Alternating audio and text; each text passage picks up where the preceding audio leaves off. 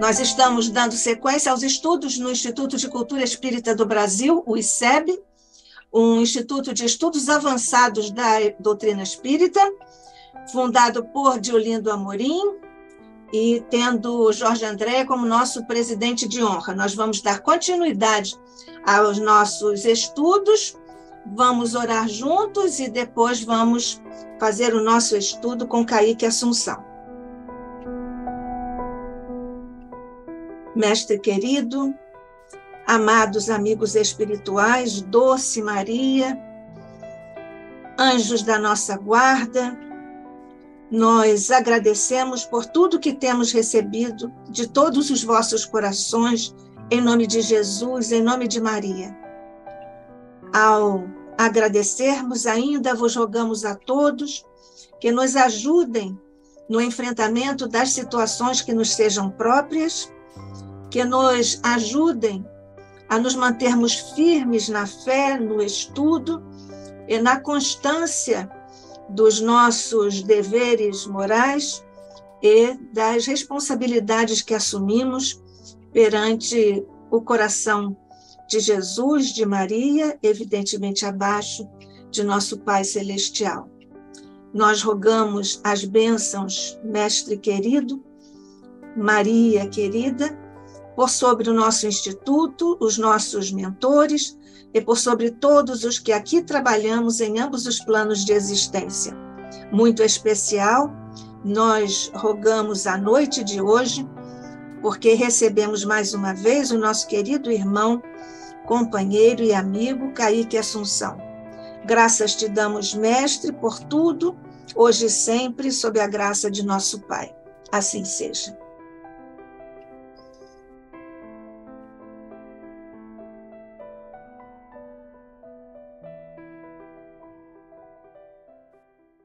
Então, nós estamos recebendo Kaique Assunção, que é professor de História, tem pós-graduação em História e Cultura Afro-Brasileira, tem mestrado em História, é pesquisador espírita, ator e diretor de teatro. Faz adaptação de obras espíritas, em especial dos romances de Emmanuel e de outras obras espíritas. Realiza espetáculos em vários teatros do Rio de Janeiro e em outros estados.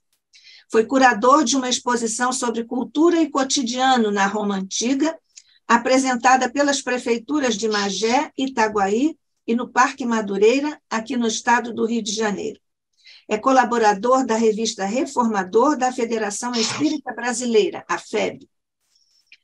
Criador, fundador e diretor-geral da Companhia Teatral Mensageiros, que completou 25 anos de atividades em espetáculos doutrinários, como a História de Francisco de Assis, há 2000 anos, O Céu e o Inferno, Bezerra de Menezes, peça teatral, e também como Bezerra de Menezes, um musical, apresentado no dia 27 de agosto de 2022, às 17 horas, no Teatro Rival, na cidade do Rio de Janeiro. Neste espetáculo, Kaique Assunção anunciou a descontinuidade da Companhia Teatral Mensageiros e a criação de uma nova companhia teatral, a Renovarte. Parabéns à nova companhia teatral, ao nosso querido pesquisador, ator e diretor, e, por consequência, também a todos nós. Somos todos ouvidos, Kaique, que você vem nos trazer hoje mais um momento da nossa série O Universo Romano nos Romances Épicos de Emmanuel, Impacto da Mensagem Cristã na Cosmovisão dos Romanos. Somos todos ouvidos. Boa noite a todos. Então, vamos lá. Hoje é a conclusão, né? Foram 4 estudos ao todo, e hoje é a conclusão. Na verdade, hoje vou começar falando do teatro, porque todo esse estudo surge a partir das minhas vivências na arte espírita, no teatro espírita. Porque se você representa um determinado personagem, principalmente se ele for histórico, há de se estudar. Você precisa se aprofundar o que o personagem pensava ou deixava de pensar, o que era, o que deixava de ser, né? Então, tendo representado há 2000 anos, que é a peça que eu fiz por mais tempo ao longo dos anos, 97, 98, 99, 2000, 2001, 2003 a gente fez, 2004, 2005, 2006, até 2015 ainda estávamos fazendo há 2000 anos, eu sempre me atei, porque eu sou historiador também, por tentar entender aquela questão toda historicamente, né? Então, eu posso dizer que eu devo essa vivência ao teatro espírita, que eu tanto amo e que continua vivo.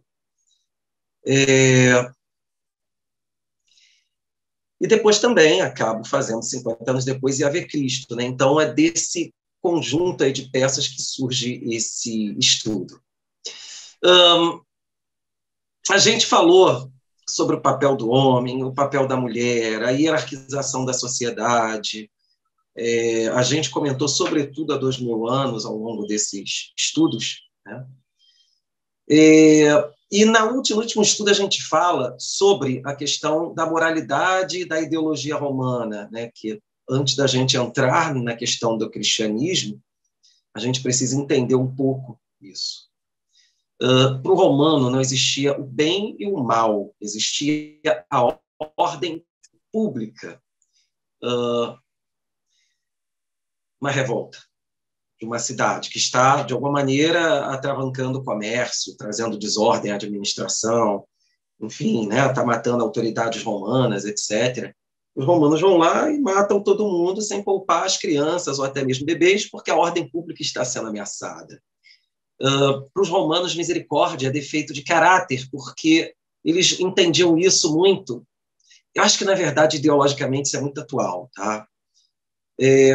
Mas os romanos entendiam isso muito dentro da questão da ordem pública, né? Como é que nós vamos perdoar um ladrão? Como é que nós vamos perdoar um estuprador? Se a gente perdoar esse pessoal, abaixar nossas cabeças para eles em sinal de perdão, humildade, misericórdia, eles vão continuar agindo e vai ser o caos na sociedade, porque a gente vai ser permissivo com todo tipo de violência, né? A ordem pública novamente ameaçada.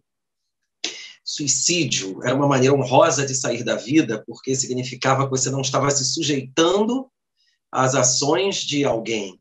Então, por exemplo, um escravo, que não era considerado gente, era uma coisa de alguém, res, né, do latim, acho que é res, isso mesmo, uma coisa, juridicamente não era uma pessoa, o escravo tinha plenas condições de não aceitar aquele papel humilhante de trabalho degradante, desde que ele se matasse. Se ele se matasse, né? Então, por isso que a gente tem muito assim, Nero se mata.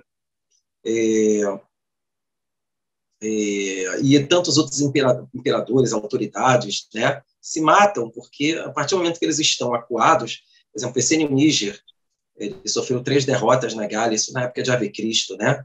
Então, tudo isso é muito diferente da nossa sociedade atual. O modo como eles encaravam a vida é extremamente diferente da nossa. Tem certas semelhanças, claro que sim. O conceito de família era muito diferente também, enquanto isso não seja muito, não interessa muito aos nossos estudos, mas você tinha ali, no auge da história romana, o pater familias, que era o juiz da família, né? Antes da justiça pública, abrangente, geral da sociedade, aquela família, aquele conjunto de pessoas estavam sob a autoridade daquele pater familias.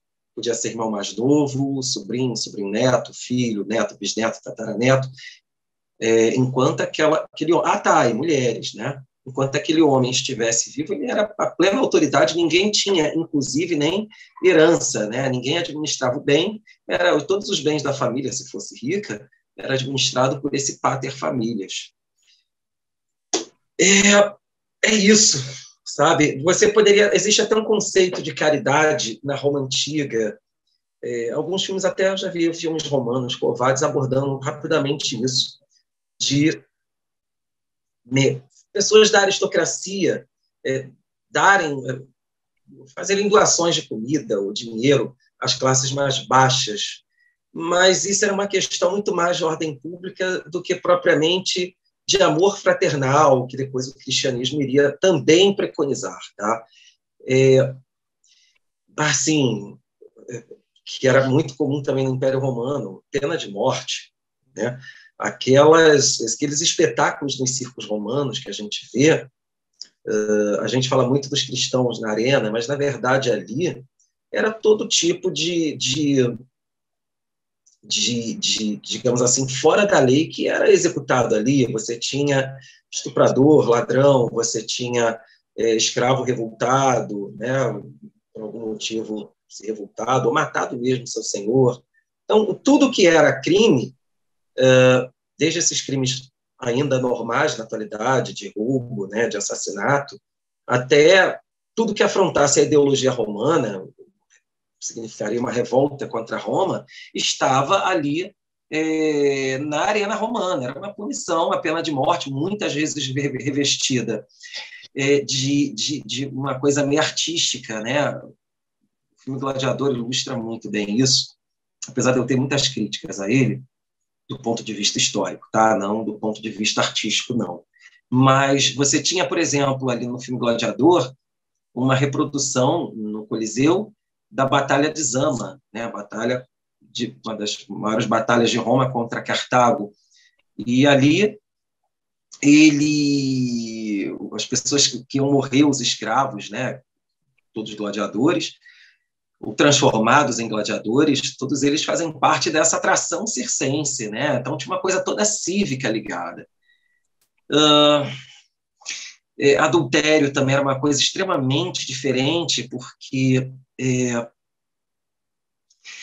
com classes subalternas não era considerado adultério, né? Só era considerado adultério se fosse de igual para igual. Claro que a gente está falando muito da elite, tá? Então, o romano ele era educado para quê? Para ser forte. O mundo era hierarquizado.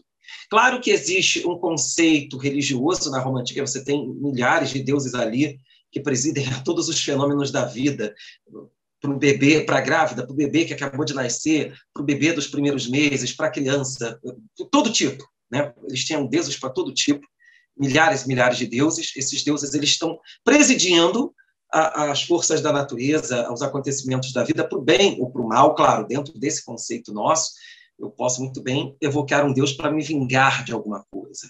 Normal. Mas esses romanos, né, eles eram educados para serem pessoas fortes. Sociedade hierarquizada. Nós, romanos, nascemos para dominar o mundo. Então, é importante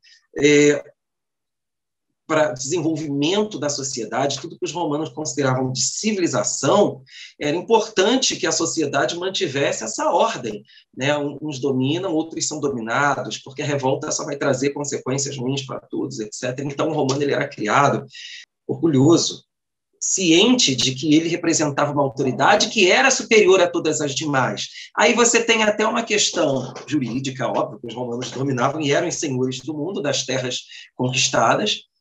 E você tinha também uma questão religiosa, né? Porque os deuses assim quiseram, os deuses me favoreceram, e são deuses da força, do poder. Roma representava o poder, então essa religião romana, eu falei para vocês já, era muito semelhante ao candomblé, era muito, claro, não nos ritos, né? Era ritualística, mas era muito diferente. Mas assim, no sentido de que você tem os orixás, as entidades do candomblé, e você faz sacrifícios pedindo favores a eles. Era isso, né? Os romanos faziam sacrifícios de animais, era muito comum isso, todo tipo de animal que você, enfim, pudesse pagar, para obter favores. Isso, inclusive, está bem ilustrado no livro Há 2000 anos, logo no início, quando a Flávia está com hanseníase, na época conhecida como lepra, e a Calpurnia, que é amiga dela, igualmente romana rica, sugere que ela faça sacrifícios no templo de Castor e Pólux pela saúde da menina. Claro que a gente está falando de um socorro, mas você poderia evocar os deuses para se vingar. Aliás, existem até uns rituais de magia brabas, pesadas, mesmo na Roma Antiga, algumas delas vindas do Egito Antigo, que assustavam, tá? Algumas fórmulas aí bem sinistras mesmo, sabe?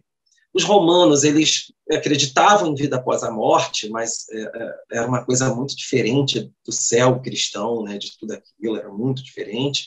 Havia os céticos, que não acreditavam em nada, eram completamente ateus a tudo, mas eles acreditavam que se você fosse uma pessoa de alguma maneira ruim, você não tinha um julgamento dos deuses assim, muito favorável, né, à sua vida pós-morte, mas eles não tinham uma preocupação muito moral durante a vida com tudo. O romano ele não tinha que ser bonzinho, ele tinha que ter tudo no limite. Por exemplo, vaidade em demasia, os deuses punem. Você pode ser vaidoso, mas em demasia os deuses vão punir.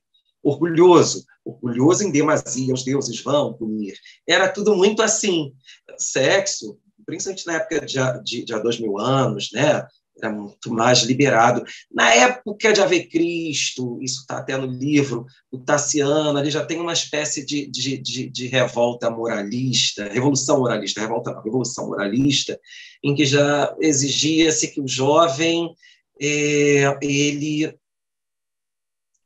casasse virgem, algo que nos períodos anteriores, aí que fala de há 2000 anos, 50 anos depois, um jovem rico, pobre, podia ir num bordel antes de casamento, né? Até durante também, tinha um grande problema com isso. Mas na época de Ave Cristo, essa liberação de valores, principalmente sexuais, já vai começando a cair por terra. Tanto que tem uma fala do Taciano, que é o personagem principal de Ave Cristo, ainda rapaz, que esse eu tenho certeza que ele casou virgem, ao contrário de todos os outros personagens dos livros anteriores, em acordo com a época.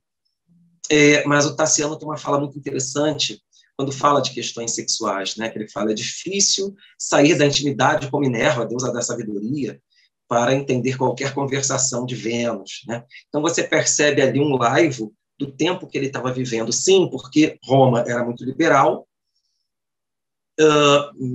tudo, principalmente questões sexuais, e ocorre ali uma moralização da sociedade a partir do terceiro século, antes da chegada do cristianismo.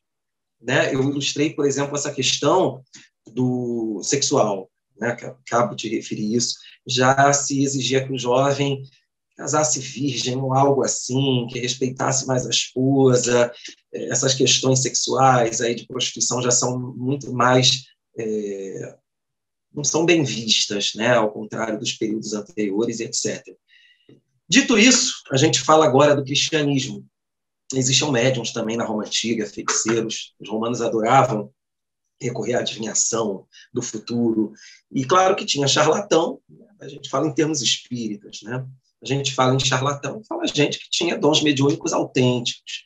Isso é muito recorrente, por exemplo, na série Roma da HBO, que ilustra isso muito bem, e isso também é mostrado no livro há 2000 anos e 50 anos depois, tá? Você recorrer a médiuns, adivinhos, para fazer mal às pessoas, ou saber do futuro, do passado.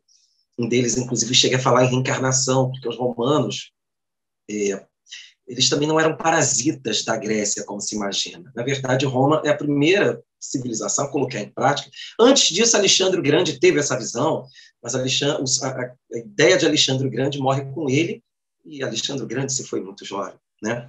Mas a questão da globalização. Então, quando a gente fala de Roma, a gente não fala de Roma como um parasita da Grécia. Claro que a Grécia inspirou muita coisa a Roma.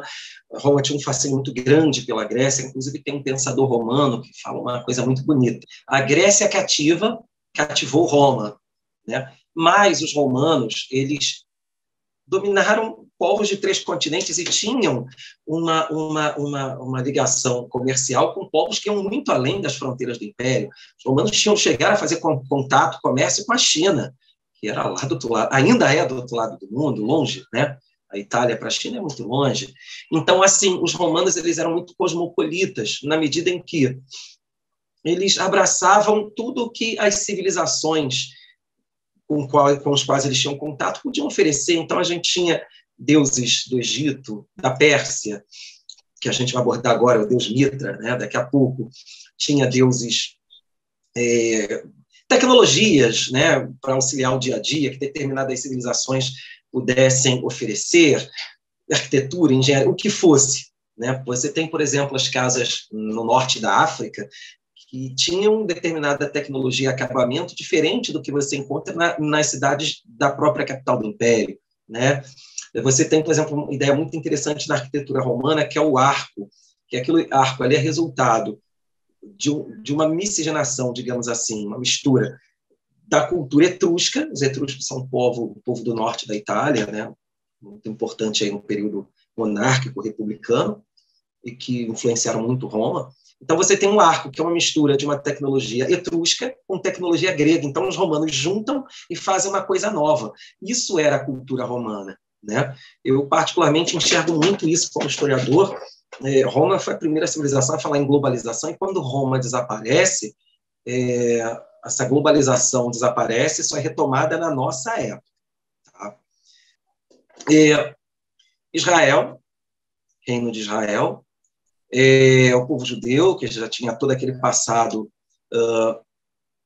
histórico, né, constante ali no Velho Testamento, que basicamente era o que eles acreditavam na época, a crença em Deus único, né, a gente tem ali o povo judeu, que foi criado a partir do patriarca Abraão, Isaac, Jacó, passaram um período como escravo no Egito, mas a partir de Abraão, que teria vivido aí por volta de 1.800, 2.000 anos antes de Cristo, a partir de Abraão, você já tem um Deus, Yahvé, enfim, que se apresenta como Deus protetor a Abraão, e que a partir dali, fala assim, a passagem até muito bonita de Gênesis, né? A posteridade de Abraão.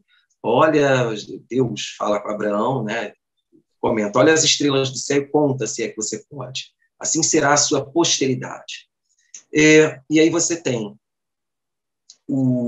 a continuidade disso, né, a partir dos seus filhos e descendentes, e aí, a partir dali, eles vão servir como escravos no Egito, isso acompanhando não a história, a gente está falando do Antigo Testamento, porque o que nos interessa é o que eles acreditavam, né?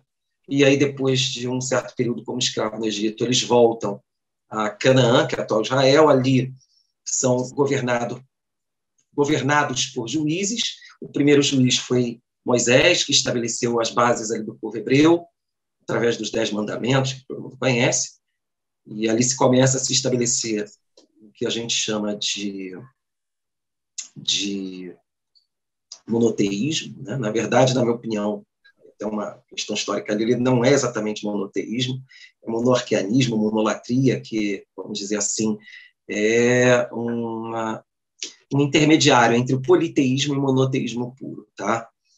E aí, depois dos juízes, para haver uma melhor integração das populações de Israel, para se defender, inclusive, contra invasões vizinhas, você tem o período dos reis, sendo que os mais destacados foi Saul, Davi e Salomão. Salomão criou um templo em Jerusalém, no Monte Sião, também, eu particularmente prefiro chamar ele de Monte Moriá. Esse templo é onde os judeus acreditavam que Deus morava, e era um local hiper sagrado. E aí depois os hebreus foram conquistados pelos assírios, pelos persas, pelos babilônios, e todos esses povos tiveram uma influência muito grande na formação religiosa e social dos judeus, né? Por exemplo, a crença, a ideia do bem e do mal vem, por exemplo, da época dos persas, né? Que existia um Deus do bem que lutava contra o Deus do mal lá na cultura persa, e os judeus adotam isso, a crença em anjos, inclusive. Então, o que a gente pode fazer também de comentário é que esse Antigo Testamento, como nós conhecemos, né, que nosso objetivo não é se alongar, que foi o que não foi, se Moisés existiu ou não, se Abraão existiu ou não, que aí seria uma outra questão, outro estudo, né? Mas, de maneira geral, a gente pode dizer que aquilo ali é resultante, né, todas aquelas crenças, tudo aquilo é resultante de uma construção de séculos, né? Provavelmente a gente tem ali algum tipo de libertador do Egito, ou vários, que foram depois, quando ocorre a edição final do Antigo Testamento, todos esses personagens que de alguma maneira foram importantes nesse êxodo do povo hebreu, né, lá do Egito, da época de Moisés, para Canaã, atual Israel, todos eles foram juntados. Não só a mesma coisa os historiadores pensam com relação a Abraão, que na verdade devem ter existido vários patriarcas, que depois, quando você funda a nacionalidade hebraica, né, e que dentro desse contexto é importante você ter uma história e ter heróis dentro dessa história, aí eu vou fazer um outro comentário, isso também aconteceu no Brasil, a partir da época do Dom Pedro II, quando você constrói a nossa história, você tem que ter heróis, né? Então, dentro de toda essa complexidade dos milênios, você tem que criar um personagem único, né? Você junta várias histórias de vários personagens num único, assim que você tem Abraão, você tem Moisés, etc. E as crenças, né? Que de alguma maneira aquelas crenças são puras. Aquilo dali, o judeu da época de Jesus era uma mistura, uma miscelânea de influência que eles receberam da cultura egípcia, da cultura persa, da cultura síria, da cultura babilônica.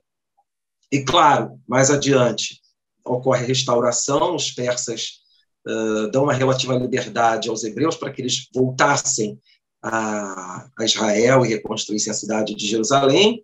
Depois, ali, eles foram dominados pelos macedônios de Alexandre o Grande, a cultura grega sendo levada aos confins, né? Alexandre o Grande, por volta de 300 anos antes do Cristo, dominou até a Índia. Então, você tem também uma influência muito grande da cultura grega. Inclusive, é por isso que, na época de Jesus, você falava o aramaico e você falava o grego, né? Porque, por causa dessa influência, porque ali tinha sido conquistado por Alexandre o Grande, que impôs o grego e elementos da cultura grega à civilização. Essa época de Jesus era uma época complicada, de muita divisão religiosa, mais do que nunca, aquela ideia do Messias como um general representado ali pelos profetas de Israel está sendo hiperesperado, porque quando o judeu da época de Jesus, o hebreu da época de Jesus, ele olha para trás, ele percebe que ele foi dominado por qualquer povo que passasse por ali, né? E humilhado. E naquele momento específico, Roma dominava ao território de Israel, né?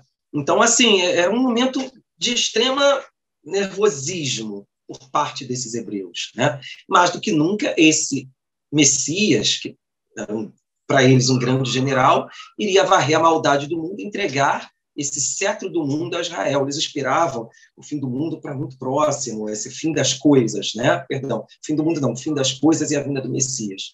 E aí nós temos Jesus, que nasceu num território dominado por Roma e humilhado, porque os romanos humilhavam, a terra não era mais dos hebreus, na verdade a terra era dos romanos, eles tinham que pagar altos impostos para morar ali naquela terra. Pescou o peixe não é seu, o peixe é de Roma. Então, assim, e as pessoas, né, a população, principalmente pobre de Israel, estava sofrendo por causa desses altos impostos, estava difícil viver, estavam sendo humilhados, qualquer foco de revolta era sumariamente esmagado. É esse mundo que Jesus viveu. E acredita-se, inclusive, que ele não tenha sido exatamente carpinteiro, José não tenha sido mais, digamos assim, um cara que vive de qualquer tipo de trabalho braçal, incluindo trabalho de madeira, etc., né? Mas, assim, sem querer entrar nessa questão do Jesus histórico, as questões sociais perpassam muito por Jesus, tá? Esse Pai Nosso, por exemplo, que os historiadores não duvidam que Jesus tenha dito esse Pai Nosso, mas é um Pai Nosso muito mais humano do que espiritual, né? Por exemplo, Jesus, quando a gente tenta refazer o que é o Pai Nosso original, os historiadores tentam refazer o Pai Nosso original, esse perdoa as nossas dívidas não é uma dívida espiritual, é uma dívida no sentido material mesmo. Principalmente os pobres estavam oprimidos, revoltados, né? Então, Jesus oferece uma mensagem de um Deus Pai, de um Deus protetor, fala da ideia de um reino dos céus que começa a partir da ação de cada um, que a gente pode dizer até, principalmente de acordo com a história, é uma resistência pacífica muito semelhante ao que Gandhi fez no século XX. É isso, né? Vamos retribuir o mal com o bem, vamos perdoar aos inimigos. Benditos os pobres, olha, os pobres herdarão o reino dos céus, os ricos não. Ai de vós, fariseus, ai da falsidade. E Jesus, ao contrário, que essas ideias de bem, de perdão das ofensas, não são exatamente ideias inéditas. Jesus não trouxe isso ao mundo, já eram ideias que Jesus pega, se apropria dessas ideias, né, que a gente chama de ideias evangélicas, cristãs, etc., que eram comuns na época dele. Agora, o diferencial de Jesus Jesus pega tudo que era escória da sociedade e, a partir dessa, entre aspas, escória, é que ele faz dessas pessoas o baluarte do seu trabalho. Você tinha ali mulheres, uma sociedade extremamente machista. Como assim?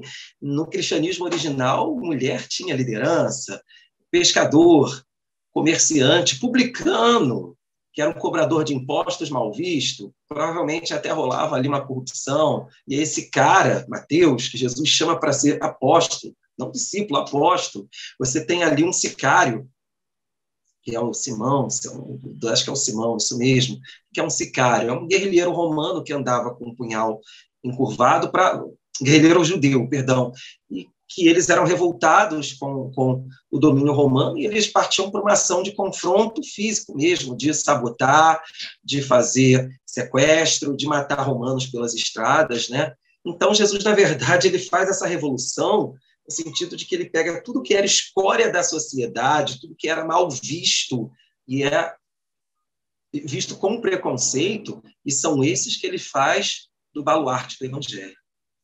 E ninguém esperava que Jesus fosse falecer. Jesus falece e o movimento, que a gente chama hoje de cristão, continua através dos seus discípulos, que, como a gente sabe, apesar de ter uma certa assim, discordância por meio de historiadores, né, de alguma maneira o cristianismo foi perseguido. Os cristãos morreram nas arenas, os cristãos sofreram pena de morte, e aí você tem as mais diversas explicações, porque é uma guerra do bem contra o mal. Hoje, dentro do nosso espírito, parece isso, mas aquelas pessoas só falavam de bem, de perdão, de amor, como é que eles foram perseguidos pelos rudes romanos, e as pessoas ficavam na arena rindo, estamos acabando com o bem, e não era isso. Isso é uma visão extremamente deturpada da realidade. Você tem ali, na verdade, um conflito de ideologias, e que essa ideologia cristã, ela ameaça a ideologia romana. Aliás, pode-se dizer, até avançando aí na conclusão, que a ideologia cristã, a partir do momento que ela vai crescendo e se torna, digamos assim, generalizada ao lado de outras, lá para o terceiro, quarto, quinto século, ela acaba por ser um dos motivos do fim do Império Romano. Ela acaba por ser um dos motivos do fim do Império Romano. Então, há de se entender por que aquelas pessoas, aquelas autoridades romanas, ao longo dos séculos, né, a gente não está falando exatamente de uma perseguição de Nero, que, na verdade, não foi bem assim, há um certo exagero, mas a gente está falando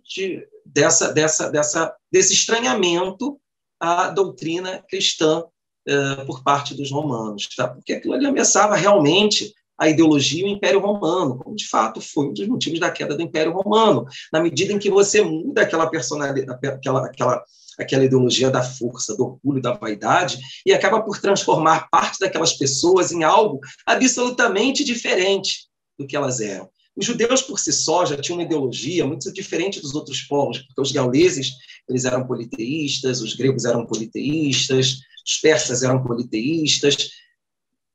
Então, você poderia até, de alguma maneira, você importar aquele Deus, eu falei isso no início da live, mas o Deus dos hebreus não, porque é um Deus único. Então, aquilo, na verdade, entre todos os territórios do Império Romano, um dos que mais causa confusão é o território judeu, porque você tinha ali um Deus único e você tem umas ideias de nacionalidade, nunca deixem que um estrangeiro os domine, dizia a lei judaica, e naquele momento eles estavam sob domínio romano. Como vamos comemorar a Páscoa, que é a festa da libertação, se a gente está sob domínio de Roma? Então, são questões que perpassam e que causam um estranhamento, embate entre romanos e judeus, algo que continua com o cristianismo na medida em que o cristianismo, na sua formação, ele se apropria dessa cultura e dessa trajetória hebraica. O Deus cristão é o Deus que está ali no Antigo Testamento, portanto, é o Deus hebraico. Né? Muitas ideias ali que a gente tem dentro da doutrina cristã mais primitiva são ideias hebraicas. Jesus foi um judeu. Depois é que a gente Paulo torna Jesus mais cosmopolita, porque Paulo é o primeiro, um dos primeiros, né? O primeiro, enfim, que vai pregar os que não eram judeus.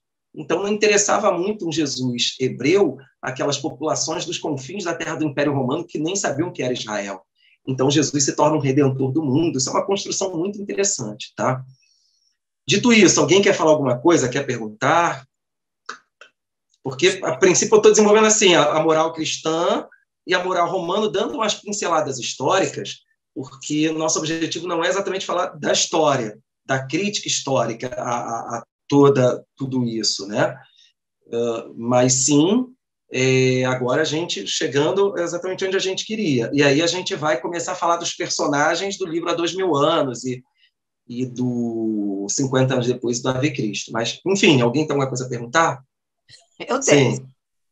Você falou sobre a educação do romano para ser um homem forte, né? Uma criatura forte. E aí era só a educação para os homens. A mulher também, mas a mulher não podia ser fraca, mas é claro que a educação da mulher era muito mais voltada para o lar, né? Para o lar. Mas, assim, os romanos homens, a gente fala romanos homens, eles eram criados para a administração, os romanos ricos ou de classe média, que quase não existia na época, né? Para o exército. Então, você tinha que ser forte, porque você tem um império ali que domina povos de 3 continentes, não dá para você dominar com fraqueza. Claro que os romanos utilizaram várias técnicas de aculturação, algo que, a gente até falou isso, os Estados Unidos se apropria muito do imperialismo romano, sabe? A águia, né? Você não domina só através da força, você domina através da aculturação, né? Você dá a entender que os povos, os súditos do império, participam daquela grandeza também, e etc., né? Importa alguns elementos culturais para melhorar a vida das pessoas, etc. Agora, as mulheres tinham que ser fortes, mas, do início ao fim do Império Romano, você tem mulheres que influenciavam a política, sem dúvida alguma. Mas, você tem, por exemplo, a mãe de Nero, a Agripina Menor, que teve uma importância enorme no reinado do Cláudio, que era tio e esposo dela, e do filho, Nero, nos primeiros anos, né? Você tem uma Cleópatra, que teve uma influência enorme sobre Júlio César e sobre Marco Antônio. A gente poderia citar várias mulheres, a mãe de Constantino, Helena, Constantino foi o imperador que pôs fim às perseguições ao cristianismo, enfim, período de grandes mudanças para o Império Romano, mas assim, elas não poderiam exercer cargos, elas poderiam administrar seus bens, mas mesmo assim eram essas mulheres de alguma maneira que iam estar ali à frente da casa, da educação, né? Então tem que ser mulheres fortes, que são as mulheres que estão formando os cidadãos, os homens, cidadãos no sentido masculino, romanos, entendeu? Qual foi a figura eles detestavam pessoas fracas, eles odiavam humildade, gente muito baixa na cabeça, eles tinham um verdadeiro horror a isso. Qual foi a figura que você usou para dizer que os romanos não eram tão, digamos assim, submissos culturalmente aos gregos? Aliás, essa questão de os romanos quererem sempre, ou criarem, terem uma educação para o romano ser forte, isso vem de Esparta, que é evidentemente uma influência da Grécia? Não, antes. Você está falando de um período aí da história da Itália, né? Que, por exemplo, Roma era habitada desde o século X a.C., portanto, 1000 anos antes do nascimento de Cristo. E ali, na verdade, falando em termos atuais, a chapa ali já esquentava, porque você tinha invasões, briga de tribos. Então, na verdade, uma questão de sobrevivência básica, você tinha que ser forte, entendeu? Bem antes. Agora, quando você tem ali a Grécia, aí sim, mas eles já eram fortes. Quando eles dominam a Grécia, eles já eram fortes, entendeu? O que eu quero dizer? Mas, assim, na verdade, os romanos, eu não sou, assim, perito em história militar. Eu até conheci um mestre de armas croata que morava aqui no Brasil, me ajudou muito nas minhas pesquisas das roupas, das peças que eu fiz há 2000 anos. Ele fez até coisas artesanais para mim, figurinos, armaduras, né? Ele era mestre nisso. Mas, assim... Tem todo esse material guardado? Tem. Ótimo. Nem sei o que eu vou fazer, ótimo. Mas tem.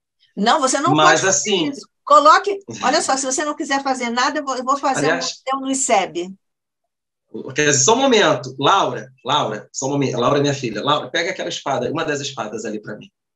Aqui na minha sala eu tenho uma espada romana, pega a vermelha, que era do Gerson que usava. Que eu tenho aqui na minha sala 2 espadas romanas que eu guardo, né? Essa era a espada, é um gládio do primeiro século, obrigado, filho, que essa é o Gerson que usava. É uma réplica do de um gládio da época do imperador Tibério. Estão vendo essas ranhuras aqui? Aqui na bainha? Essas nervuras aqui, tá aí? Aqui. Isso daqui era para causar hemorragia interna, para matar mais rápido. As nervuras? Isso aqui, da bainha. Da bainha não, da lâmina, né? Aqui. Isso aqui era para não enfeite, né? Causar hemorragia interna. Tem pessoas que são de medicina que podem explicar melhor do que eu e falar, é isso mesmo. Você não permite uma cicatrização e a pessoa se esvai em sangue mais rápido. Mostra até o final, mostra até o final. Aqui, ó. É que não dá muito, né? Aqui, ó. Vendo? Aqui, é cheio de arabescos. Aqui é um soldado romano. O original dessa espada, aqui, deixa eu tirar aqui o original dessa espada está no Museu da Alemanha, Museu de Mainz, alguma coisa assim. Aqui, acho que vocês não vão ver. Ai, meu Deus, que a mesa não permite.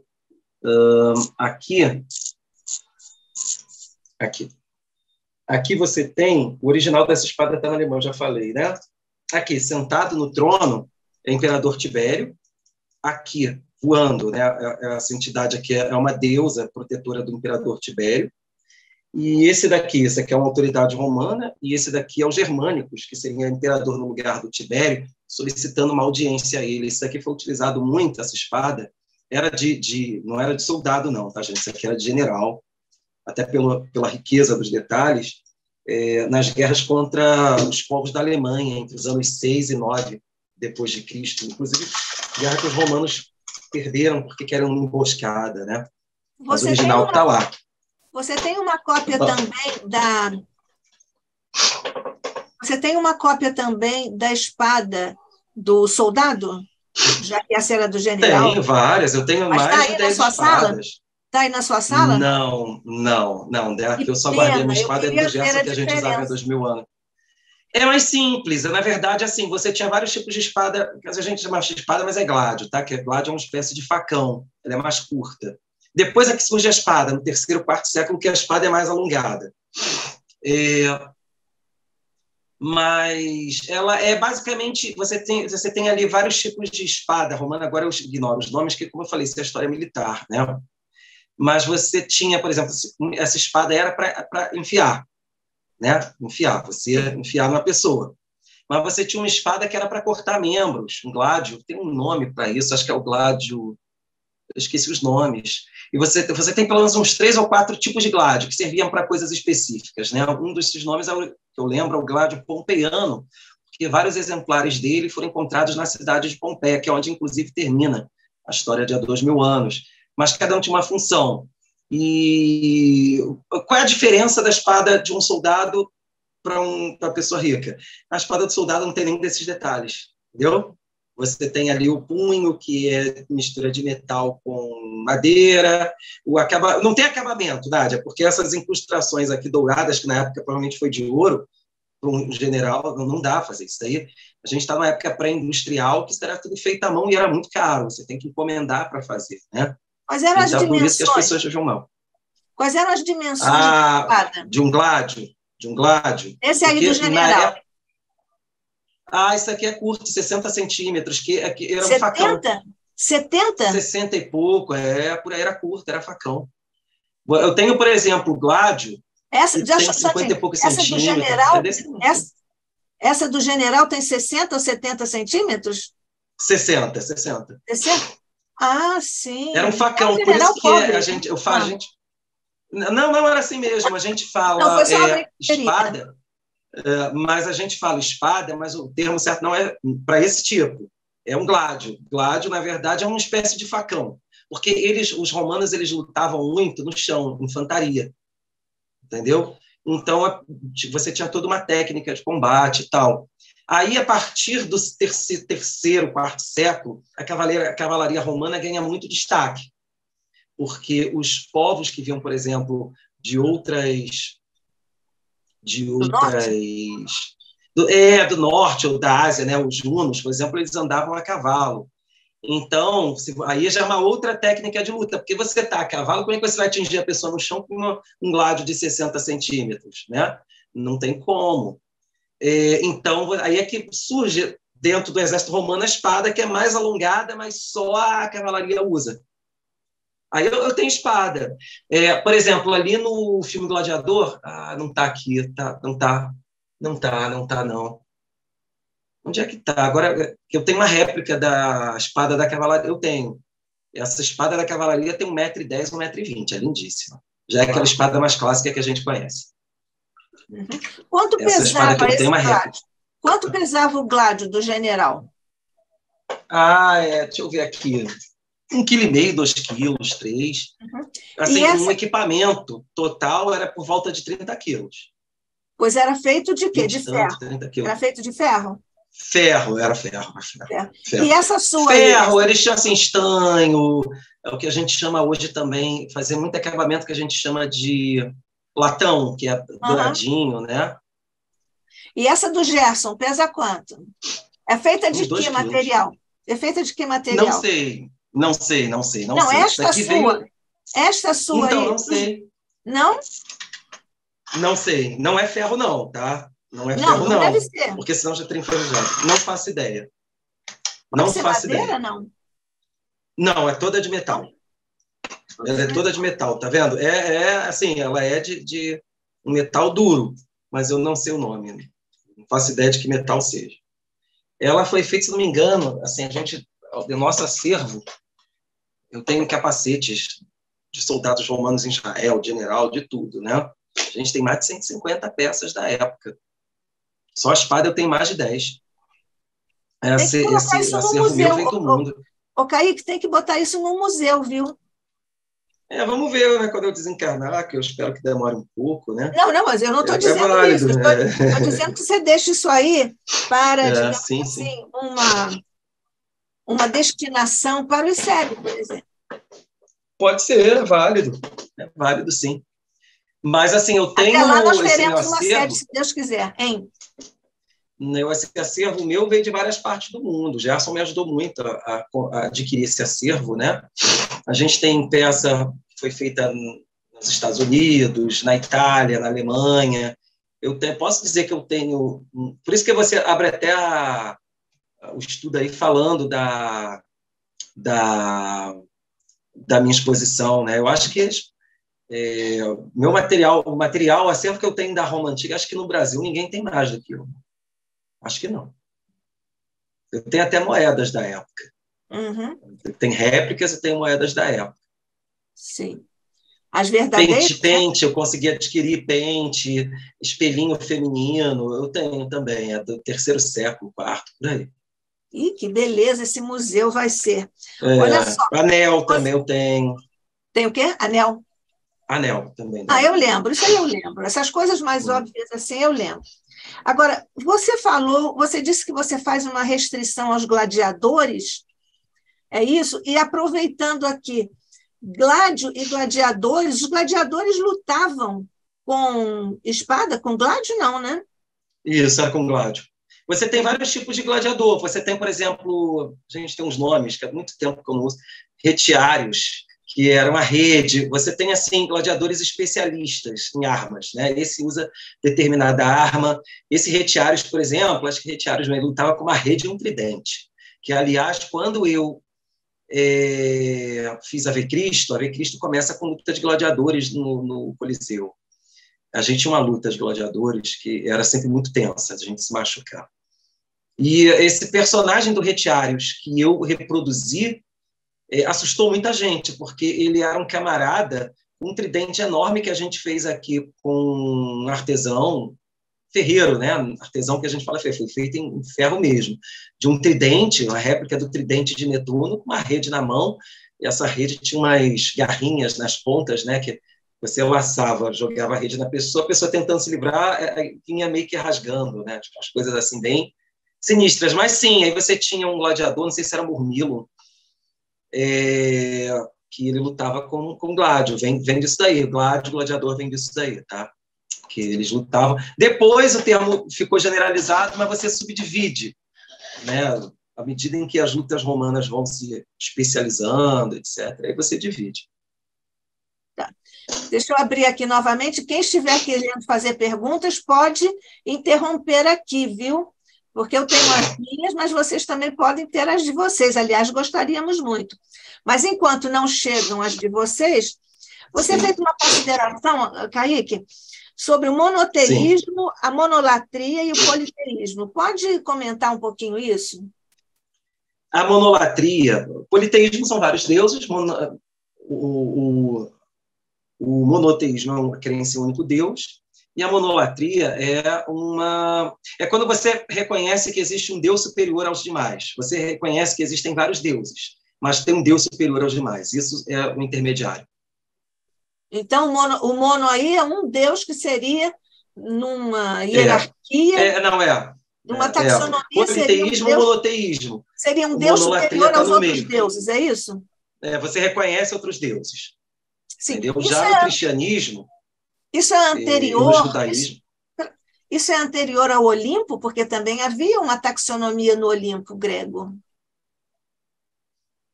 Eu não sei dizer, porque você tem várias civilizações do mundo antigo, é muito complicado falar isso. Mas eu particularmente acho que os gregos eles eram monarquianistas, porque eles acreditavam num Deus superior aos demais, né? Zeus era Zeus. Zeus era Zeus, né? Já é. Exatamente, é isso, seria um exemplo, sim. Mas eu creio que isso seja muito mais antigo, sabe? Já o povo hebreu, a gente falando do povo hebreu mais moderno, porque eu tenho uma ideia, que a gente não dá para discutir aqui, que o povo hebreu do Antigo Testamento ele era monarquianista. Quando você vai ver o Antigo Testamento, é uma questão de ponto de vista narrativo. O tempo todo o povo de Israel está adorando ídolos, né? Então, na verdade, na minha opinião, o povo de Israel não era do Antigo Testamento. Eles não eram, durante boa parte da sua história, monoteístas. Eles eram monarquianistas, entendeu? Eles acreditavam em vários deuses. Está lá, é uma questão de ponto de vista. O tempo todo os profetas estão falando, olha, o povo de Israel está adorando deuses estranhos, e fala de Baal, e fala do deus tal, de Maate. São deuses de outros povos que eles estão adorando, né? Enquanto a sua ideia de um deus lá, Javé, que mora em Jerusalém, no Monte Moriá, não se perca. Então, acredito que o próprio povo de Israel, durante muito tempo, era isso também. Agora, na atualidade, não. Quando a gente fala aí do povo de Israel da época de Jesus, pelo menos o que eu entendo é que eles não aceitavam nenhum outro Deus e ponto final. Deus único e ponto final. Né? Mas, ao longo da história do Antigo Testamento, não eram mesmo. Não eram. Eles têm a ideia monoteísta, mas não eram mesmo. Não eram. Você fez uma observação bastante interessante sobre o exagero com que foi trazida historicamente a perseguição de Nero. Sim. Isso aí, isso está no Joséfo, por exemplo, está onde? Joséfo fala sobre... Assim, você tem citações, acho, não sei se é Tácito, o Joséfo, sim, e Tácito, né? Que falam... E são os historiadores, para quem está nos ouvindo e não lembra, né? São os historiadores da época, né? Que eles viveram no segundo século da era cristã e eles eram secretários ali dos imperadores do início do segundo século, eles tiveram acesso aos arquivos imperiais e fizeram livros que eu já li, que são maravilhosos, né? Tácito e Suetônio. Joséfo, na verdade, ele vive no final do primeiro século, né? Que o Joséfo ele narra a Guerra Judaica, que é um dos episódios importantes há 2000 anos, e o Joséfo também fala sobre isso. Se não me engano, o Suetônio também fala rapidamente uma citação de uma doutrina, ou Tácito, não me lembro se é o Tácito ou o Suetônio, mas o Joséfo também, de uma perseguição ao cristianismo na época do Nero. Então, isso, na verdade, o que os historiadores acham? Que isso nem existiu. Tá? Que isso nem existiu. A perseguição do Nero? Não existiu. Não existiu. Acham que você não tem argumentos para dizer que aquilo aconteceu. O que eu particularmente acho, e outros historiadores também, porque a história, Nádia, ela é feita de opiniões. Sim. Você tem várias correntes historiográficas com opiniões. O que eu acho que aconteceu é um exagero. Porque quando você fala da perseguição do Nero ao cristianismo, eu acho que não é uma perseguição oficial e não é uma perseguição universal. Porque Nero vivia onde? Em Roma. Então, de alguma maneira, ele se irritou com aqueles cristãos que viviam naquela comunidade e decidiu pôr um fim àquilo. Mas aí a gente não fala do Nero como governante de um império. A gente fala das ações do Nero, isso é fato. Tá? A perseguição de Nero, se ela de fato aconteceu, ela não foi uma perseguição universal. Ela foi uma perseguição ali em Roma, na cidade de Roma e arredores. Que aí você tem os distritos de Roma. Né? Quase que fosse na instância de uma prefeitura, né? Isso aí. Né? Mais ou perseguição menos. Universal, você tem perseguições na época, por exemplo, porque o que acontece, Nádia? O cristianismo, no primeiro momento, ele irritou os judeus, porque os primeiros cristãos estavam dizendo que Jesus era o Messias de Israel. Então, isso para a Roma antiga, para os romanos, não quer dizer nada. Mas é a mínima diferença. Nada. Depois, porque as cidades romanas, a gente está falando de cidades de 3 continentes, cidades do norte da África, cidades da Europa e do Oriente Médio, Ásia. Você está vivendo uma época que você não tinha essa facilidade de comunicação, então você tinha que colocar alguém de muita confiança no cargo e que essa pessoa tivesse uma relativa liberdade de ação, porque se o cara fosse esperar uma resposta vindo do Império andando, mas se você tinha um cavalo para cavalgar, sei lá, de Jerusalém até Roma, meu Deus do céu, né? Demorava tempos. Então, na verdade, essa aristocracia, quando os romanos dominavam uma cidade estrangeira, eles aculturavam. Então, eles pegavam a aristocracia daquela cidade, quem já era rico, vocês vão continuar governando, mas agora vão governar em nome de Roma e parte dos impostos tem que ir para Roma. Então, essa aristocracia, muitas vezes, você tinha só essa aristocracia ali no poder, Roma não influindo diretamente, como muitas vezes você tinha romanos ali governando. Por exemplo, em Israel você tinha governadores, Pilatos, Gécio Floro, autoridades. A gente fala governadores no sentido de autoridade, tá, gente? Que Pilatos foi prefeito, o cargo dele foi de prefeito e tal. Mas a gente fala governadores no sentido de autoridades, em várias partes do mundo. Mas, mesmo assim, isso era em parceria com as autoridades locais, com as aristocracias locais. Então, os ricos que se aliassem a Roma, eles tinham muito a ganhar. Isso a gente fala do mundo romano, né? Porque você não tinha romano para conquistar o mundo todo. Você dependia de uma parceria e de dar facilidade às aristocracias locais. Então, essa aristocracia local, ela de fato, ela que mandava nas cidades romanas. Roma tinha ali o básico do Estatuto Básico da Lei Básica. Segue essa lei básica aqui. E isso é importante, o dinheiro tem que ir para Roma, os impostos têm que ir. Se você tiver problema, o nosso exército vai até aí. Aí a gente mata essa ideia, que as pessoas acham que tinha exército romano em todo o território romano. Não. Nas cidades romanas, dependendo, se tivesse um problema na cidade, uma revolta, aí o exército ia. Ou já no final do Império Romano, invasão de bárbaros, os povos que viviam além das fronteiras do Império, né? Os germânicos, depois os hunos, aí sim, o exército romano vai lá.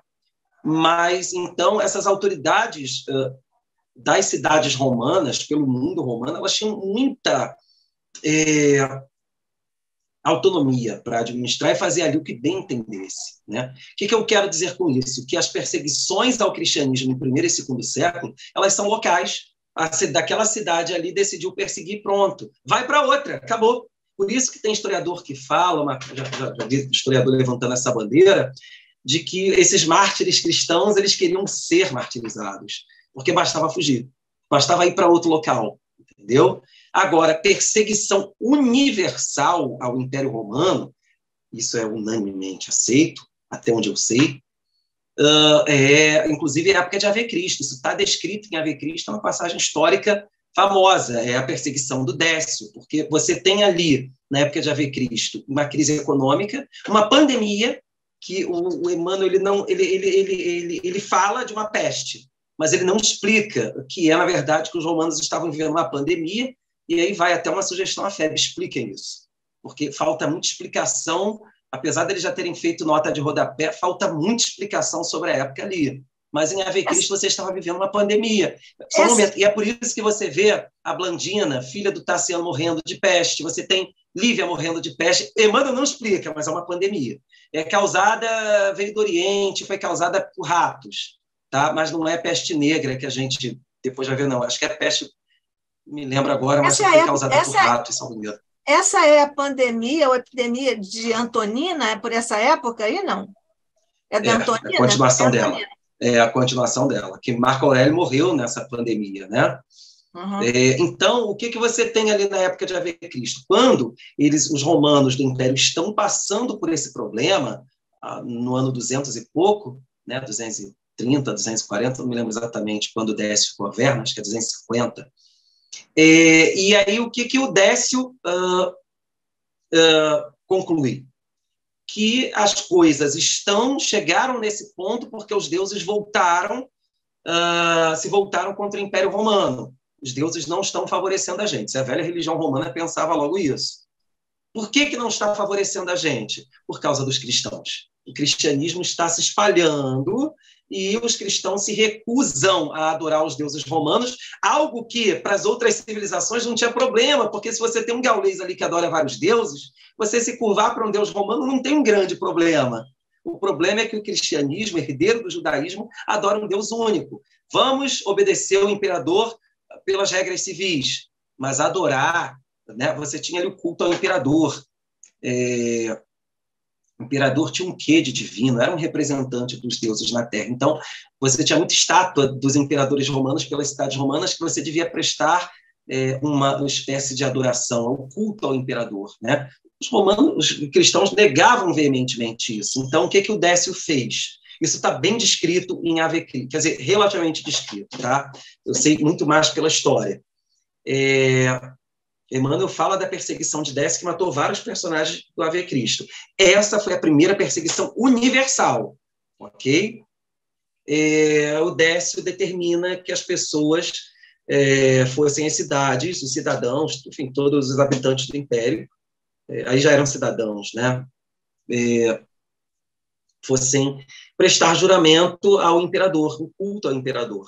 E aí isso, para um cristão da época, é um problema, porque o imperador é um imperador, é uma autoridade civil, ele não é um deus e não tem nada de divino. Então, é aí que ele pega os cristãos pelo pé, entende? Porque muitos cristãos, efetivamente, foram lá e prestaram culto para evitar problemas, até aqueles que disseram, não vou e pronto, final. Esses foram todos executados de maneira horrorosa. Aliás, no primeiro momento, você tem cristãos nas arenas, devorados por leões, você tem ali flechas envenenadas, mas, assim, no terceiro século, época do Décio, ele se aproveitou de todo tipo de crueldade possível para martirizar os cristãos. Emmanuel narra isso muito bem, Ave Cristo. Na verdade, desses 3 romances, há 2000 anos, 50 anos depois de Ave Cristo, o meu preferido é o Ave Cristo, tá? E é muito atual. A gente tem uma sociedade em decadência que é muito semelhante à atual. Por exemplo, um cristão ali, ai, meu Deus, esqueci o nome dele, que dizem que é até uma das encarnações de Emmanuel, né? Basílio. Ele foi um dos que se recusou a renegar ao Deus cristão em detrimento do culto ao imperador. E o que fizeram com ele? Amarraram ele, não sei se em 2 cavalos, né? Os pés num cavalo e os braços no outro cavalo, e os cavalos foram se esticando até parti-lo no meio. Isso é horrível. Então, você tem, assim, uns métodos de tortura bem sinistros, assim, por questões físicas. Os cristãos do terceiro século sofreram muito, tá? Agora, Nádia, esse cristianismo... Você quer passar para os personagens. Eu só queria perguntar mais uma coisa. Essas crueldades do Décio foram, digamos assim, uma, entre aspas, inspiração para aquelas torturas lá em Lyon, os primeiros mártires do cristianismo lá, porque aqueles relatos também de Lyon, aquelas coisas ali são muito violentas. Não, porque o Décio vive depois. Você tem ali os mártires de Lyon, que eles vivem no final... 177. Aliás, esses mártires são narrados, isso, eles são narrados em Ave Cristo. Sim, é final do 2º século. Décio, ele governa décadas depois, no ano 240, 250, acho que é 250. Ah, tá. Então, como eu falei, ali são as autoridades de Lyon, que era uma cidade romana, e ponto final. Perseguição universal, a primeira foi a do Décio. Aí depois você tem a do Diocleciano, e aí depois do Diocleciano o Galério também faz uma perseguição, aí depois vem o Constantino e acaba.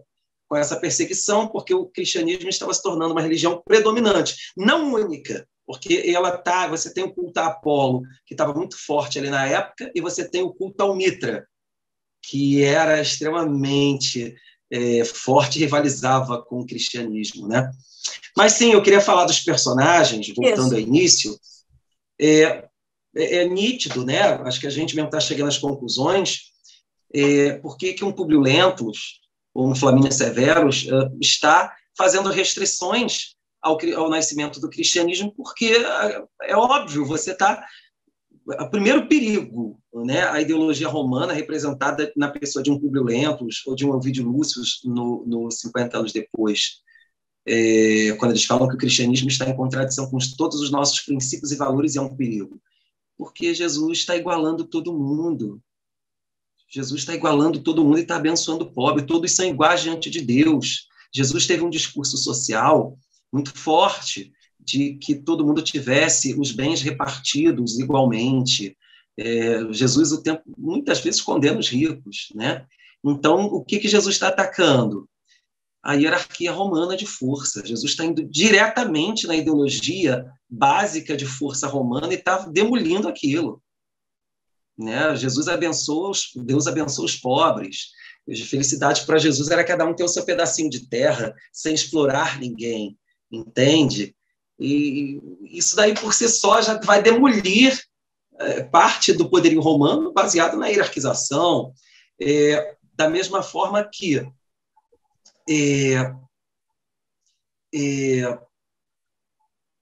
o culto ao imperador também era importante, porque essa divinização do imperador não era uma simples questão mística. Na verdade, havia também ali uma questão muito forte de idiotização da população. Né? A população até hoje é meio idiotizada mesmo, acredita em fake news, etc., todo tipo de fake news idiota. Né? Então, se você vira para um pobre dos confins do Império Romano, por mais que ele seja revoltado, e você diga que aquele imperador, de alguma maneira, é divino, você vai pensar 3 vezes antes de voltar contra aquele império. Então, é por isso que você tem um culto ao imperador que os cristãos não aceitavam de jeito nenhum. Não, o imperador é um homem. Vocês estão percebendo o quanto o cristianismo está demolindo as bases do poderio romano? Entende? Então, falando aí do pão e circo. O pão e circo é diferente sim, né? O pão e circo é uma política anterior ao surgimento do próprio cristianismo, dentro da questão romana, para evitar que os pobres ali das cidades romanas se revoltassem. Você tinha diversão e cesta básica, que era o pão. Na verdade, era trigo para fazer pão, tá, gente? Não era uma coisa tão organizada assim, não. E você tem ali, por exemplo, misericórdia é defeito de caráter. Jesus manda, se o inimigo te bate numa face, oferece ao outro. Nossa, para um romano, isso era impensável. Como assim? Vai ter caos na sociedade, eu vou perdoar o ladrão, o estuprador. Não, não pode, ele tem que ser punido. Porque se a gente abaixar a cabeça, eles falavam muito assim, a gente abaixa a cabeça, os que são desonestos, maus, perversos, vão continuar de pé. E eles vão aprontar o caos na sociedade. Então, para o romano da época, o cristianismo simplesmente ia causar o caos na sociedade. Assim que o romano pensava, se a gente adotar essa política de misericórdia geral, os canalhas vão continuar sendo canalhas, vai acabar a sociedade, vai ser o caos. E isso faz sentido, de um ponto de vista. Não que eu esteja dizendo que eles estão certos. Mas, então, o que eu quero, qual é o meu objetivo aqui? Acabar com essa coisa meio assim idiotizada de que os romanos eram maus e colocavam os cristãos na arena. Não, é um choque de ideologias. Entende? Força. A partir do momento que os soldados romanos foram se convertendo ao cristianismo, eles perderam muito da sua força e da vontade de lutar. Por que eu vou sair matando o inimigo? Eu não vou... Um cristão da época de Jesus jamais iria pegar, essa daqui é uma criança, mata essa criança. Um soldado cristão ia fazer isso? Falando do cristianismo primitivo. Não vai. Não vai. Não, mata aquelas mulheres ali. elas são... Não vai. Então, na verdade, esse exército romano, ele sofre também um revés na medida em que esses soldados cristãos ou cristianizados ou simpatizantes do cristianismo que fosse, de alguma maneira tocados por aquela mensagem, a partir daquele momento que aquilo vai se generalizando no século 3, 4, 5, esse exército já não é mais o mesmo, não é aquele exército implacável que mate e vá fazer doa quem doer, entendeu? Agora, por um lado, eu já vi muito essa discussão sobre você ter romanos ricos se convertendo ao cristianismo ainda no primeiro século, né?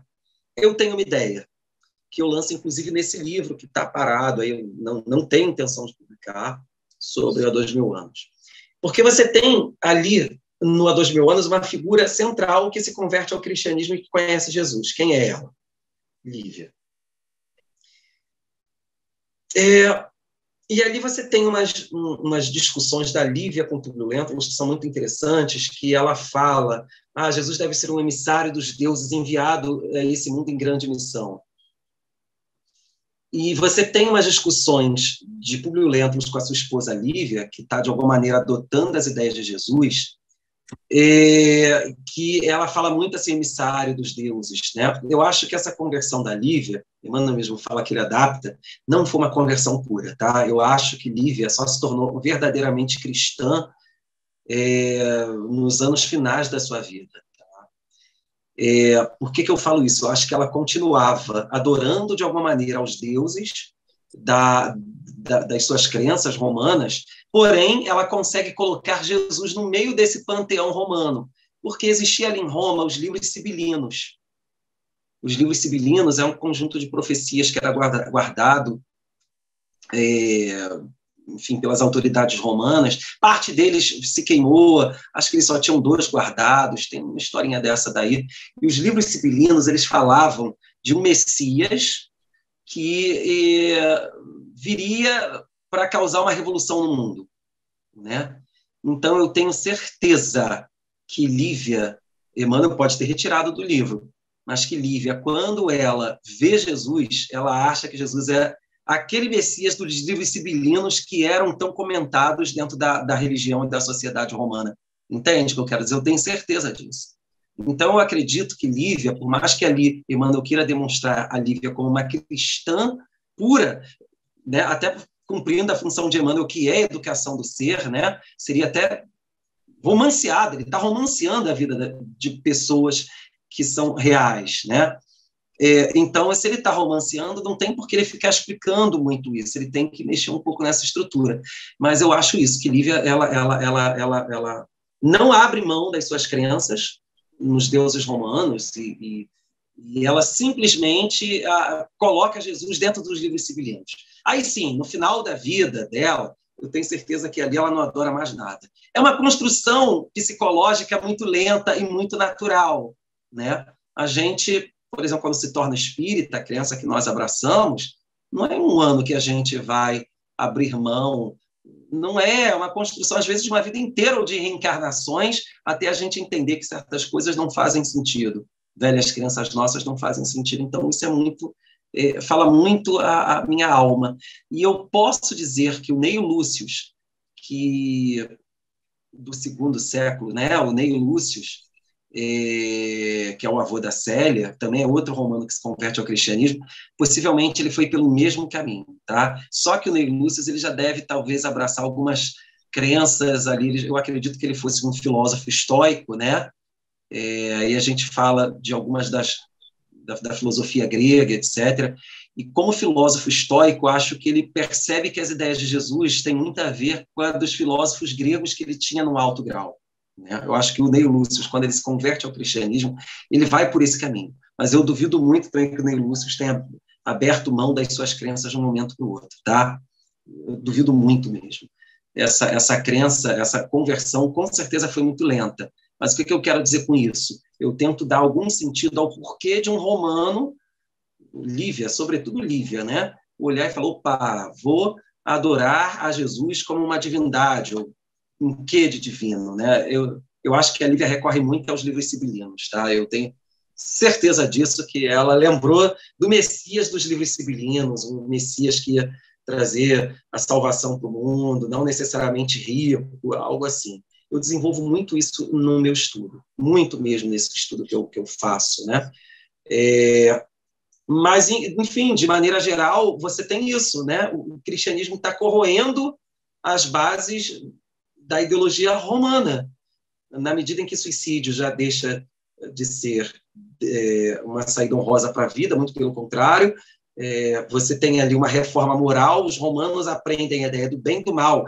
Aliás, o mitrianismo, Mitra era um deus persa, que foi muito adorado pelos romanos no terceiro século, quarto século, e que teve muita influência no cristianismo, né? O próprio mitrianismo, antes do cristianismo, ele já apresenta aos romanos a ideia do bem e do mal. Então, quando Roma vai se tornar cristã, e depois o Teodósio, no final do quarto século, vai fundar o que a gente chama hoje de Igreja Católica Apostólica Romana, os romanos já tinham essa noção de bem e mal, porque o mitrianismo ele já estava causando mudanças naquela sociedade romana do terceiro século, porque os caras estavam convivendo com pandemia, com invasões de povos, com guerras, com crise econômica, muita gente falindo, as cidades romanas já estão começando aos poucos a entrar em colapso. Opa, peraí, as velhas crenças já não estão dizendo nada para a gente. Então, ao lado do cristianismo, você tem muitas crenças orientais que estão trazendo respostas para as questões aflitivas da vida, sobretudo o mitrianismo. Aliás, o mitrianismo, isso nem é citado nos livros, né? O Mitra não é citado em nenhum livro, mas o Mitra tem uma coisa muito interessante, porque ele é representado por um jovem forte. Você tem ali símbolos do deus Mitra, que são o leão e o carneiro, né? O carneiro, que são símbolos com o qual Jesus também depois vai ser representado. E a história do Natal, isso é uma coisa muito interessante, porque quando Roma decide adotar o cristianismo como religião oficial, você tem um conjunto de pessoas que não está aceitando. Não é essa coisa assim que a gente pensa que todo mundo, de repente, se tornou cristão. Não, tem muita gente ali na Roma Antiga ainda saudosista dos velhos deuses, e você tem outras religiões que estão falando alto, sobretudo o mitrianismo, né? Que é um precursor desse cristianismo, na medida em que ele apresenta algumas ideias de bem e de mal, né? Então, quando você forma a Igreja Católica Apostólica Romana, você traz muito do cristianismo para dentro da figura de Jesus. Por exemplo, o Deus Mitra. O Deus Mitra, ele nasce no dia 25 de dezembro, representado pelo Sol. Sim, era o Natal. O que nós comemoramos como Natal, o nascimento de Jesus, na verdade, a gente está comemorando o nascimento do Deus Mitra. E ele nasceu de uma virgem, visitado por magos do Oriente. A história do nascimento de Jesus é uma redição muito evidente do nascimento do Deus Mitra. E ele fez milagres, né? Você tem muitas semelhanças da vida do Mitra com Jesus, que foi construído pela Igreja Católica, sabe? Essa mitificação de Jesus, fora o fato de que Mitra nasceu também de uma virgem, né? E aí você coloca Maria no lugar dessa virgem, e aí você faz também uma outra transposição de Cíbele, a Magna Mater, a mãe dos deuses, que você coloca a Maria como essa mãe de todas as divindades, né? A Magna Mater. Se não me engano, ainda é um título. Jogo, gente, isso daí não é comigo, não. Vocês estão escutando, tem uma... você tem, por exemplo, a divinização de Maria, que é uma reedição de Cíbele, a Magna Mater, né? E também essa questão de que Mitra nasceu de uma virgem. O símbolo de Mitra, como uma ovelha, um leão, isso é Jesus, né? Porque os primeiros cristãos eles tinham um símbolo do bom pastor e do peixe. A cruz em si não é um símbolo dos primeiros tempos do cristianismo, não. Depois é que é adotada. Então, assim, é a partir daí que Roma não pode vencer o inimigo, vai se juntar a ela, mas do nosso jeito. Aí o cristianismo torna-se o que é. Você tem uma redição do culto dos santos, os deuses, né? Você coloca no lugar dos deuses romanos santos, você tem o deus da fertilidade, agora você tem o santo da fertilidade. É nítido isso, é nítido que os mártires cristãos são transformados em santos, né? Agora, Santos, Santos. Santos. Agora, o meio espírita reproduz uma coisa que é preciso corrigir. Não existia o cristianismo primitivo. Existiam os cristianismos primitivos. Não existia um bispado no primeiro, segundo, terceiro século da era cristã a dominar a ideologia cristã. O que eu quero dizer com isso? Que cada igreja ou conjunto de igrejas tinha a sua própria ideia sobre o cristianismo. Claro, você tem ali uma cultura própria, eu acredito até que algumas delas tenham até juntado antigas crenças religiosas com o cristianismo, né? Então, o cristianismo era muito plural. Não é à toa que a gente conhece 4 evangelhos que estão na Bíblia: Mateus, Marcos, Lucas e João. Gente, existem mais de 100, por volta de 100 evangelhos escritos no cristianismo primitivo, final do primeiro século, segundo, terceiro e quarto século, se não me engano. Cada um com uma ideia diferente da outra. Você tem, por exemplo, o Evangelho de Tomé, que é fascinante, fascinante mesmo. Então, o que eu quero dizer com isso? Deixa eu aproveitar aqui e dizer Sim. que Cláudio Conte já fez, eu acho que foi em setembro, ele fez um estudo sobre o Evangelho de Tomé. Está gravado aqui no YouTube do ICEB. Desculpe, eu interrompi, mas para falar sobre isso a propósito. E o que eu quero dizer com isso? Que eu, particularmente, creio que a reencarnação, como é tão preconizado pelos espíritas, não tenha sido uma crença universal por parte dos cristãos da época. Aquela história de que depois Teodósio e a esposa dele, eu esqueci o nome dela, varreram de vez a reencarnação, que fazia parte do cristianismo, e ela proibiu. E aquilo ali é um grande exagero. Né? Isso é um grande exagero. Lembra-se que eu falei que o cristianismo era plural? E você tem a crença dos gnósticos. O gnosticismo, ele guarda até alguma proporção com o cristianismo. O gnosticismo fala em reforma íntima, ao passo que, para muita da teologia cristã, basta a fé em Deus. Né? O gnosticismo ele guarda muita proporção com o espiritismo. Tem muito mais a ver. Então, o gnosticismo ele é anterior ao cristianismo.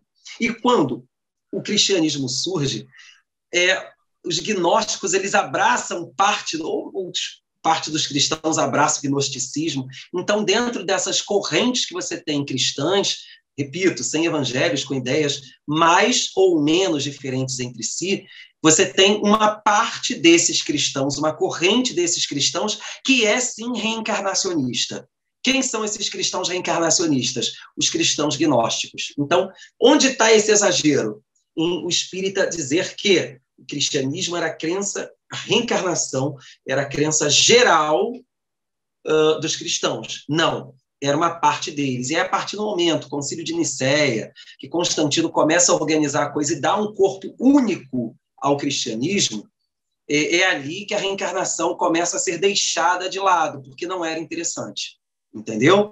Mas, assim, você pega infinidade de ideias que esses cristãos primitivos tinham e você vai jogando de lado. Não, peraí, esses cristãos desse local pensam isso. Não queremos. Esses pensam aquilo, também não queremos. São muitas crenças que vão sendo deixadas de lado e vão tentando uniformizar a própria personalidade de Jesus. Com certeza, muitos desses evangelhos gnósticos, com certeza contam histórias que realmente são ditos ou histórias que Jesus viveu, mas que foram deixados de lado por esse interesse do Império Romano quando está começando a surgir ali o catolicismo, porque você tem que uniformizar, tem que tornar a ideologia na teologia única, entendeu? Aí sim, essa corrente de cristãos gnósticos que adotavam o rei de reencarnação nos princípios cristãos é que leva a rido. Aí,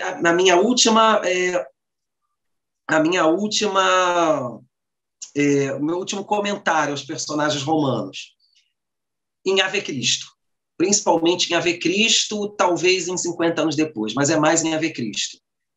Aqueles personagens ali do Ave Cristo, aquilo ali é tudo cristão gnóstico, tá? O Quinto Varro, que é o pai do Tassiano, aquilo dali é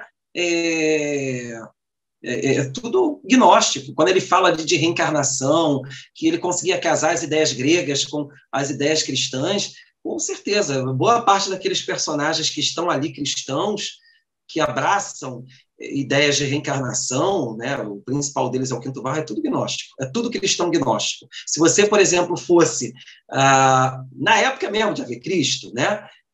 Vou me corresponder com a igreja de Cartago. Provavelmente ali, estou falando de maneira fictícia, né, gente? Que eu não conheço a ideologia da igreja de Cartago, se é que a gente sabe que Cartago foi destruída. Provavelmente ali, possivelmente ali, os cartaginenses não iam acreditar, os cristãos cartaginenses não iam acreditar em reencarnação. Entenderam o que eu quero dizer? Agora, eu peso uma outra questão baseada na história. Vamos direto à fonte. E Jesus falou ou não em reencarnação? Kardec fala sobre isso no Evangelho segundo o Espiritismo. Aí a gente faz comentários dos historiadores, tá? Existem historiadores que não acreditam nisso, de maneira ou rejeitam veementemente qualquer ideia de reencarnação de Jesus. Eu, particularmente, acho que Jesus falou sim em reencarnação.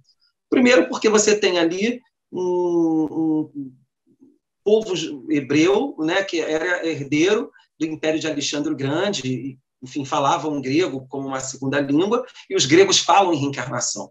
A reencarnação era uma ideia comum no mundo antigo. Então, eu acho que parte daqueles hebreus ali, dentro da pluralidade hebraica, das crenças hebraicas da época de Jesus, eu acredito que parte deles acreditava em reencarnação, sim. E também não vamos muito longe. A cabala hebraica, que é o lado mais místico da religião hebraica, acredita em reencarnação. E a cabala hebraica é antiga. Então, eu acredito que Jesus possa, sim, claro, né? Estou falando em termos históricos, tá, gente? Eu não estou falando da crença espírita. Se você tira toda a questão religiosa do sujeito histórico que foi Jesus, né? Vamos botar isso, eu acho que sim. Ok, não nascer, se o homem não nasce da água e do espírito, eu acredito que seja assim o batizado, que era importante para os cristãos primitivos, né? Acredito que aquilo ali seja assim batizado e não reencarnação, com certeza. Mas você tem uma história única que Jesus conta e que se aquilo ali não é reencarnação, não sei mais o que é. Alguém sabe dizer? O Elias e o João Batista. João Batista nasceu. Ouçam quem tem ouvidos. Aquele dali, Elias já veio e não reconheceram, fizeram com ele o que bem entenderam. Então, seus discípulos entenderam que era João Batista que ele falava. Então, que os historiadores expliquem o que é isso que Jesus quis dizer, né? Mas, assim, existem historiadores que acreditam, tem até um livro de uma mulher, uma senhora, livro da década de 80, 90. Gente, eu sou péssimo para nomes, enfim, mas o nome do livro é Reencarnação, o elo perdido do cristianismo, que ela defende isso, né? E Jesus, na verdade, falou em reencarnação. Dentro da pluralidade do mundo antigo, que a reencarnação já existia como ideia, no Egito, que é do lado de Israel, entre os gregos, que tiveram tanta importância na formação cultural ali ao tempo de Jesus, o idioma grego era falado ali por parte da população, e os gregos, parte dos gregos era reencarnacionista. Não há de se admirar que essa ideia fazia parte ali, se não de todos os hebreus, não, mas de parte desses hebreus, entende?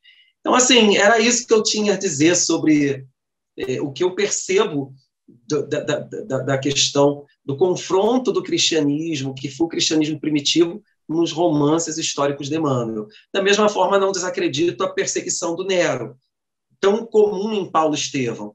Na verdade, é uma coisa que está até ali, né? Quando eu falei que a perseguição de Nero foi local. Basta vocês lerem Paulo Estevão, que Emmanuel fala a mesma coisa, que está lá no livro Paulo Estevão, que quando a perseguição arrebenta em Roma, parte dos discípulos cristãos que tinham ido a Roma voltam para a Ásia e deixam os cristãos de Roma assim, sofrendo a perseguição. Está lá no livro. O que Emmanuel quer dizer com isso? Que a perseguição não foi universal. Saiu de Roma, voltou para sua terra natal. Se as autoridades locais não fizeram nenhum salvo-conduto àquela crença, a vida que segue. Ao passo que, segundo Emmanuel, Paulo e Pedro decidiram ficar e encontrar ali o martírio, né? Paulo decapitado e Pedro crucificado. E é isso, gente. Alguma pergunta? A gente falar em decapitado e crucificado é uma coisa tão violenta. Tão pois violenta. É, né? Pois é. Pois é. Bem, nós teríamos aqui muitas outras questões de personagens, inclusive, né?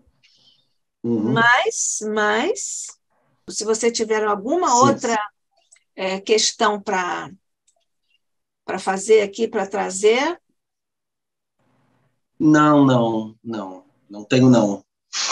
Não, realmente eu falei, né, o foco era o modo como o Publio Lentulus e o Ovidio Múcius receberam o cristianismo primitivo, por que eles negaram isso, a questão de hierarquização, por que Livre abraça o cristianismo dentro de valores históricos romanos, né, eu falo dos livros sibilinos, do Neio Lúcius, porque o Neio Lúcius abraça a reencarnação para ele ali, com certeza ele era filósofo estoico e ele vê paralelos com o que ele pensava sobre a vida, e a questão do gnosticismo presente no cristianismo gnóstico, né, que eu tive que explicar o que era isso no Ave Cristo, assim. E com certeza você tem ali uma coisa que causa até muita confusão, causou muita confusão no espiritismo e que de certa maneira causa até hoje. E isso na época do Bezerra de Menezes estava pegando fogo, né? Que é a questão do docetismo, né? Os docetas, eles eram uma dessas correntes cristãs, mais gnósticas, que acreditava que Jesus era uma aparição espiritual, tá? Isso com toda certeza está presente de alguma maneira naqueles personagens de Ave Cristo, tá? Eu acredito que alguns deles deviam ter sido, sim, alguns daqueles cristãos, né, que estão ali deviam ser abraçar essas ideias dos docetas, né? Eu particularmente respeito, né, a FEB tem toda uma questão aí também, tem que fazer esse paralelo, que no século XIX, um espírito da comunicação ao Rustam, e esse, na verdade, ele ressuscita essa ideia do cristianismo primitivo, que foi banido quando você forma a Igreja Católica, né? A reencarnação foi banida, o docetismo foi banido, a mulher como autoridade também foi banida, agora só homem pode ser sacerdote, né? Você tem uma série de coisas que foram banidas, e esse espírito ele ressuscita essa ideia que é do cristianismo primitivo, segundo, terceiro século da era cristã. Eu particularmente respeito, mas não acredito, tá, gente? Eu não acredito que Jesus tenha sido uma aparição espiritual, não. Eu acho que Jesus foi uma pessoa como nós, que ele viveu. Agora, se ele se desdobrava, né, e muitas vezes ele operou e pessoas viram ele como espírito, talvez tenha sido daí essa confusão, porque você tem relatos do Eurípides Barçanufo, que foi uma pessoa que todo mundo sabe, que viveu, nasceu, morreu de gripe espanhola, e você tem relatos dele de corporeidade, né? Você tem... Por que não Jesus? Então, acredito que talvez essa crença tenha surgido dessa confusão. Quem sabe, né? As histórias orais transmitidas, alguém viu o Espírito Jesus em desdobramento, né? Fazendo alguma coisa, e era um espírito. Então, talvez essa confusão tenha vindo lá do cristianismo primitivo, baseado numa vivência específica, entendeu? Que talvez não tenha a ver com tudo, mas eu, como historiador, acho que Jesus foi um homem, nasceu e morreu como qualquer um de nós. É a velha questão do corpo fluídico de Jesus, do Rustam e tudo mais, né? É isso aí. Só estou explicando, na verdade, a origem disso, né? Aquela ideia não era nova, isso aí vem lá do cristianismo primitivo, dos docetas que fazem enfim, isso surge lá atrás, né? O Carlos está aqui nos colocando que é um documentário sobre Eurípides que fala bem sobre isso. Então, todos juntos, agradecendo nosso pequenino coração, que se vai agora na direção do teu mestre querido, pela bênção que fizeste jorrar por sobre nós, nossas mentes, nossos corações, nossa reunião singela, abençoada pela tua mão de misericórdia e de amor. Nós te agradecemos por tudo, Jesus, pelas bênçãos sobre o ICEB, sobre os nossos mentores do ICEB, e hoje, muito especialmente, nós te agradecemos a bênção por sobre o nosso querido irmão, companheiro, amigo Kaique Assunção, que nos veio falar sobre o fruto de seus estudos criteriosos como pesquisador, professor de História e pesquisador espírita também, para, naturalmente, fazer as associações interessantes, profundas, com os romances épicos históricos de nosso querido mentor Emmanuel, pela pena doce e suave de nosso inesquecível Chico Xavier. Desce, Jesus, a tua misericórdia por sobre todos os nossos irmãos que sofrem na terra, por sobre todos os teus sonhos e os nossos também, todos os nossos projetos no bem, e rogando, Jesus, possas potencializar o nosso desejo de estudar, de progredir e de servir a tua causa, que é a causa de nosso Pai Celestial. Que a tua paz, a tua luz permaneçam conosco hoje e sempre, sob a graça de nosso Pai. Assim seja.